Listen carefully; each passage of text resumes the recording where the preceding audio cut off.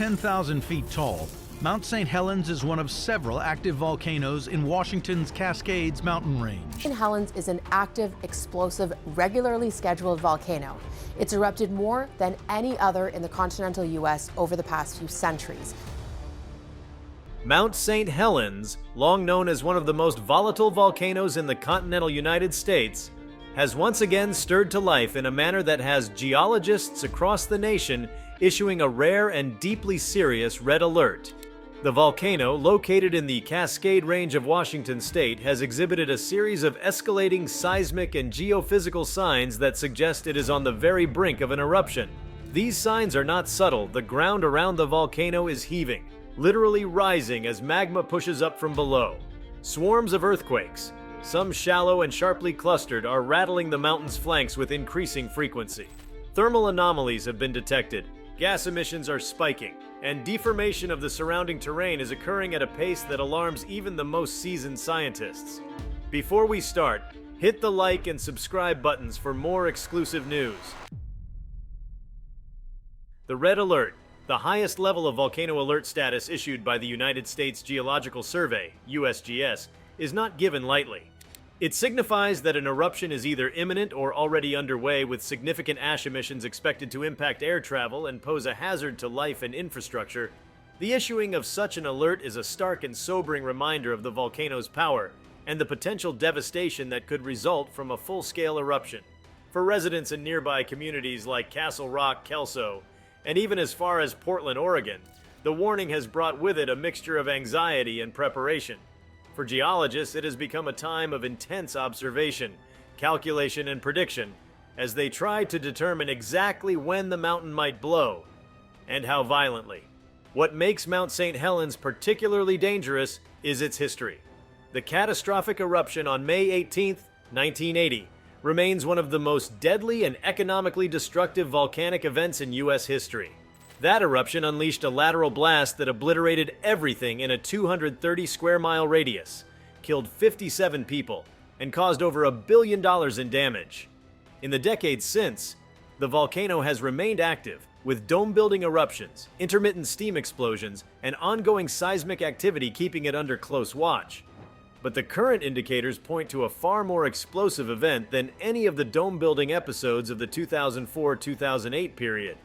The current deformation rates, combined with high-frequency earthquakes and escalating gas release, bear the hallmarks of an eruption that could once again reshape the landscape. Scientists monitoring the mountain have recorded harmonic tremors, long-duration seismic signals that typically indicate magma movement. These tremors differ from typical tectonic quakes in that they resonate like musical tones, a chilling sound that suggests fluid motion deep within the earth. These signals are often one of the last warning signs before an eruption, and their increasing intensity and frequency over recent days have forced emergency management agencies to mobilize. Drones and satellites are being employed to track every wrinkle and swell in the landscape.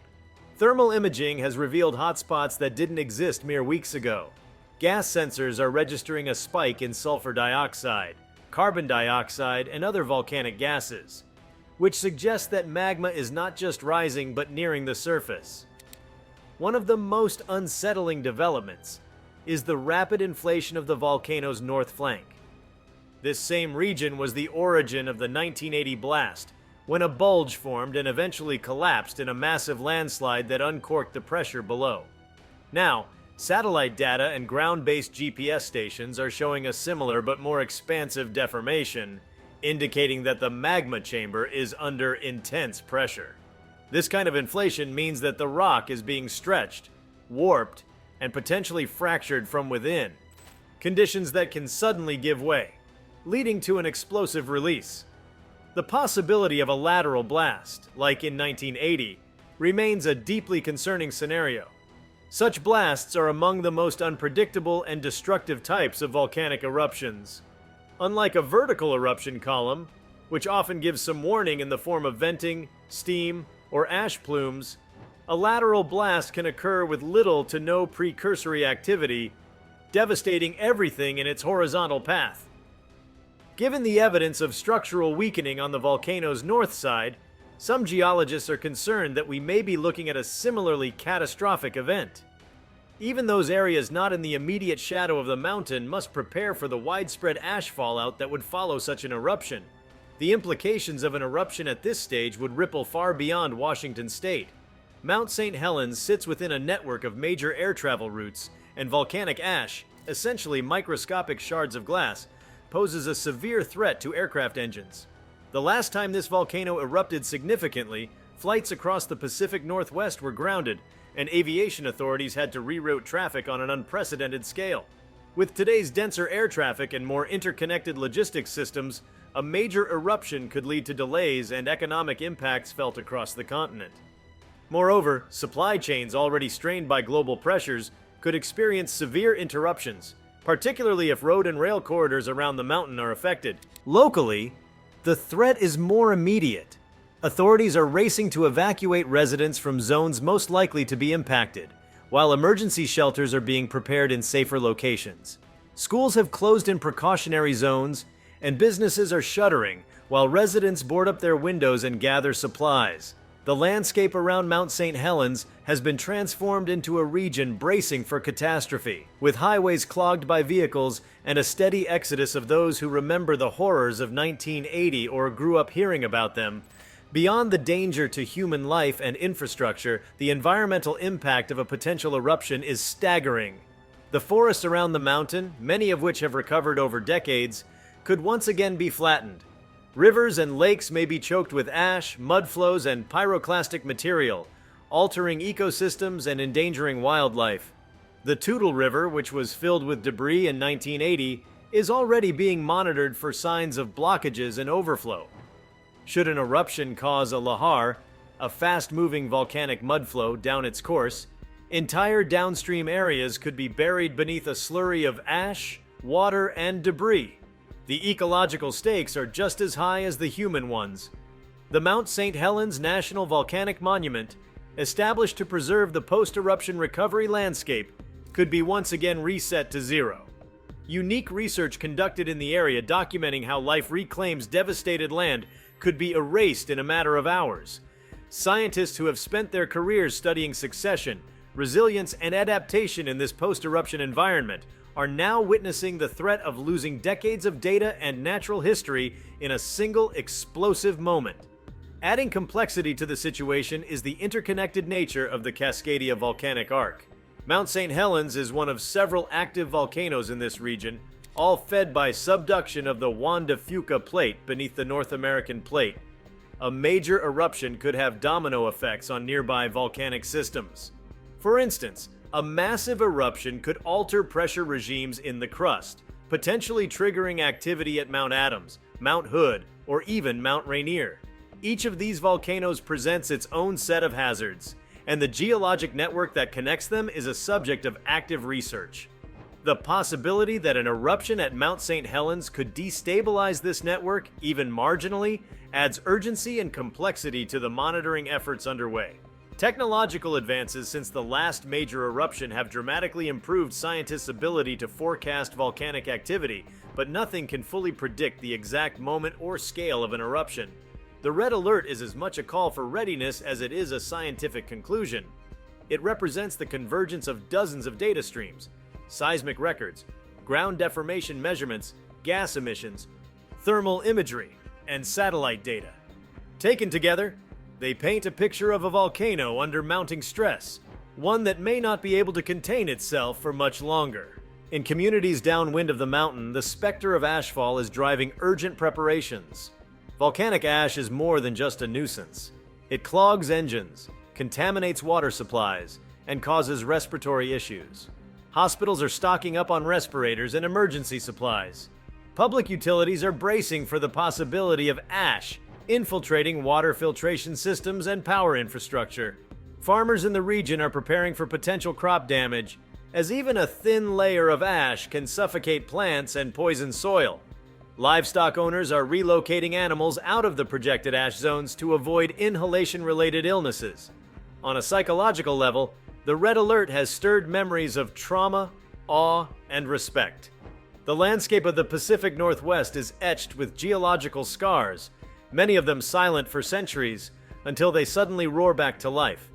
For those who live in this region, The presence of volcanoes is a reality they live with, but the reawakening of Mount St. Helens has served as a dramatic reminder that the earth beneath them is not solid or stable, but restless and alive. As tremors continue to rattle windows and ash scents begin to mingle with the summer air, the population waits in tense anticipation, hoping that the mountain gives more warning, or perhaps even settles back into slumber. Scientists are particularly focused on the nature of the magma currently rising. The composition of magma plays a major role in the explosivity of an eruption. Magma rich in silica, like the dacitic and rhyolitic types historically associated with Mount St. Helens, tends to trap gases, building pressure until it explodes violently. Early gas sampling and melt inclusion studies suggest that the magma now pushing upward is highly viscous and gas-rich, characteristics consistent with explosive eruptions rather than passive lava flows. If this assessment proves correct, the eruption could launch ash and rock tens of thousands of feet into the atmosphere, with pyroclastic flows racing down the slopes at hundreds of miles per hour. Another crucial consideration is the role of water. Glaciers and snowfields on Mount St. Helens could interact with erupting magma in catastrophic ways. The sudden melting of these ice masses can lead to massive steam explosions and contribute to the formation of lahars. These mud flows are among the most dangerous volcanic hazards, often traveling for dozens of miles at great speed, destroying everything in their path. Evacuation zones have already been drawn to account for potential lahar routes, and emergency alert systems are in place to warn downstream communities. But even with preparation, the sheer speed and force of a lahar can catch people off guard, especially if communications are disrupted. As the red alert status continues at Mount St. Helens, the region is bracing for a geological event that could alter not just landscapes, but lives. The weeks leading up to the current crisis have been characterized by an extraordinary acceleration in subterranean activity, much of which points to a highly charged magmatic system struggling to maintain equilibrium. What sets this period apart from earlier phases of volcanic restlessness is not just the volume of activity, but the coherence and alignment of indicators from multiple scientific disciplines, all converging on one conclusion. Eruption is no longer a matter of if, but when. Newly installed infrasound arrays around the mountain are picking up subaudible pressure waves, an indication of gas bursts or underground fracturing that cannot yet be seen at the surface. These ultra-low frequency sound waves, which move through the atmosphere and ground alike, can provide early clues about unseen internal processes. Their intensification over recent days suggests that the volcano's internal system is moving from a state of pressurization to destabilization. When coupled with thermal imaging from both ground-based and orbital sensors, the signs become even more ominous. Deep heat signatures are spreading not just vertically, but laterally across the flanks, suggesting that magma may be exploiting new paths upward. This lateral heat migration has grave implications. Rather than erupting in a straightforward plume, the mountain could fracture in unexpected ways, producing multiple vents or a cascading sequence of events similar to the opening of a fissure system. The idea of a compound eruption, one that occurs at several points nearly simultaneously, adds new dimensions to the potential hazard. Each vent could produce its own pyroclastic surge, lava flow, or gas discharge, creating a chaotic eruption with no singular focal point, making evacuation and emergency response far more complicated. In anticipation of this possibility, the USGS and local emergency agencies have expanded their contingency maps to include not only primary flow zones, but secondary zones that could be impacted by off-axis vents. Drone overflights have been increased to monitor for the sudden appearance of fumaroles or steam jets in unexpected places.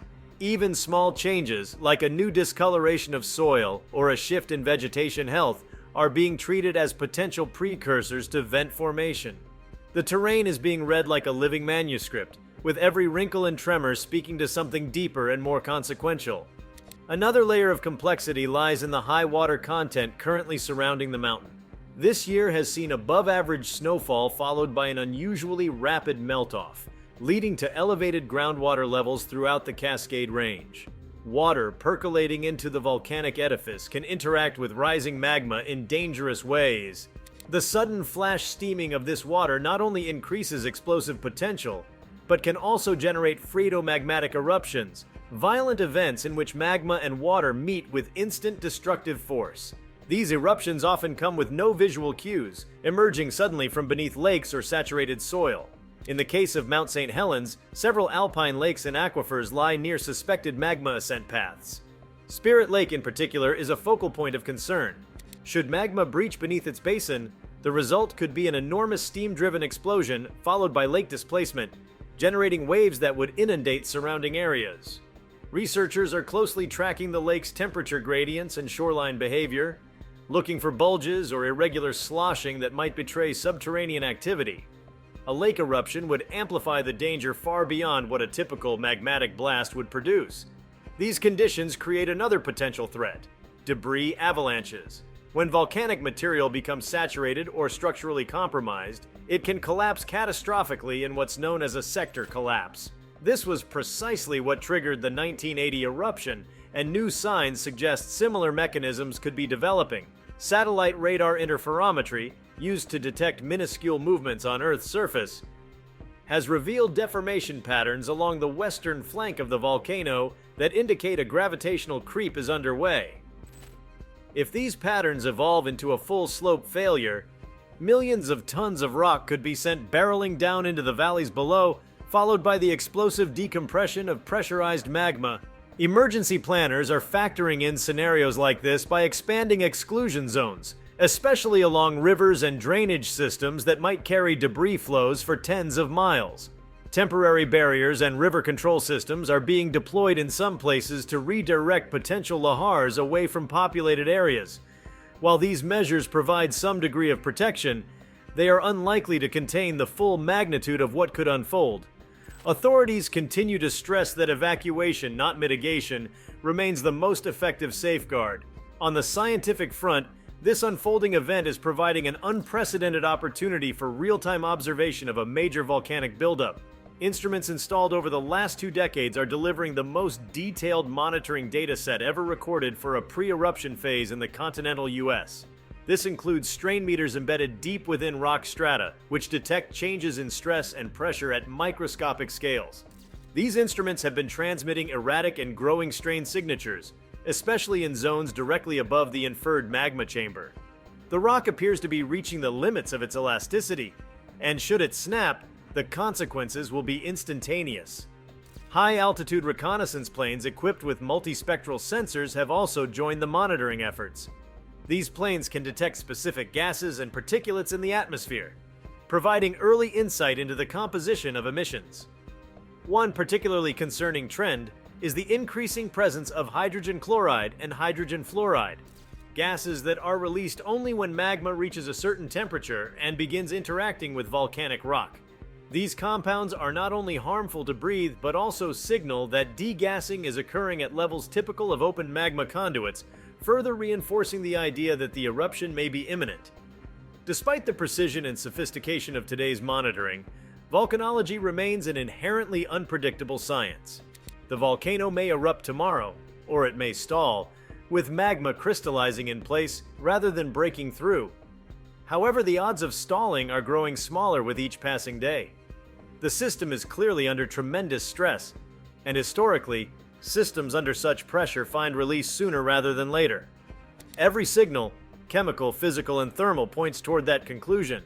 In nearby cities, the mood is one of tense endurance. Shelters have been stocked with emergency supplies ranging from medical kits to non-perishable food and water filtration systems. Radio and internet channels are broadcasting updates on a rolling basis, and evacuation drills have been conducted with increasing urgency.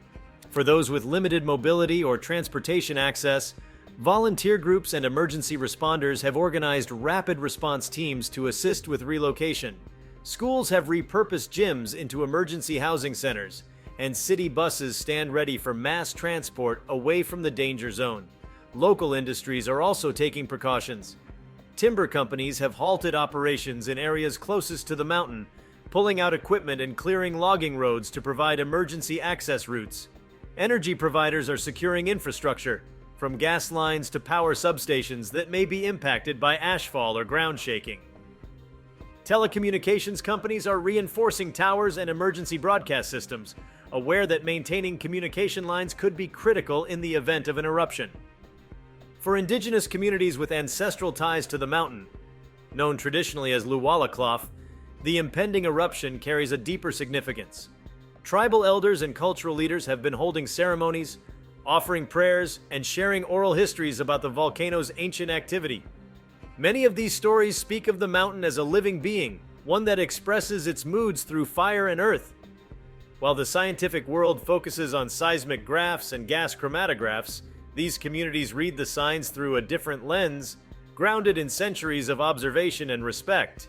Their presence at the edge of the volcano's reach is a reminder that knowledge comes in many forms, and that this mountain has always been part of a larger, living landscape.